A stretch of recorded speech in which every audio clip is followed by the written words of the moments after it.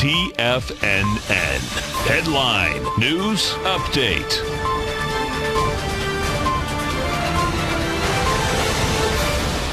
Good morning, everybody. I'm Tommy O'Brien, coming to you live from TFNN headquarters in Clearwater, Florida, 9 a.m. Eastern Time on Wednesday. 30 minutes to go until that opening bell, and we have a volatile market to the downside. To start things off, Dow futures leading the way down almost a full 2%, down 472 points currently, trading at 23,512. S&P futures negative 36 points or 1.4%, trading at 2577, and NASDAQ futures down 108 points or about 1.7%, trading at 6360. Start things off, let's take a look at the VIX this morning as we're getting some volatility spikes, obviously, with that type of negative market action. VIX 2384 currently. 30 minutes to go until that opening bell. Let's jump over to the Nadex platform, check in on some of the futures markets. So, quite a slide we've had overnight. And to jump into the reason why, of course, trade wars. That seems to be the consensus. And as you have it, you have China announcing new tariffs on 106 new products, about $50 billion of U.S. products annually with a 25% levy. So as things escalate, market with a little bit of fear. With that in mind, we go back to these markets. So Dow 30 overnight, call it 23,900. We trade all the way to 23,380.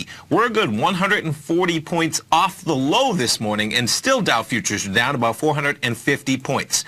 NASDAQ 100 up there at 6440. We spiked down almost to 6330, 6308. Remarkable thing here, we're 60 points off the low in the NASDAQ 100 and still down substantially. S&P 500s. Lows of the session about 6:20 a.m., the pre-market session that is, 2560. We're a solid 17 S&P points off the low. Still with that in mind, S&P futures down 1.25% currently.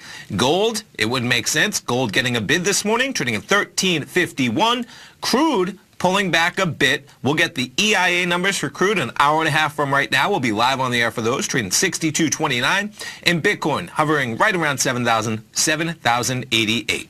So the other news this morning coming out, you had ADP payrolls, 241,000 versus an estimate of 205,000. And we will get non-farm payrolls. That's for the month of March. And we'll get non-farm payrolls coming this Friday. But those numbers continue to climb. And of course, the big story Friday is going to be whether we get any wage growth as jobs just continue to pile up.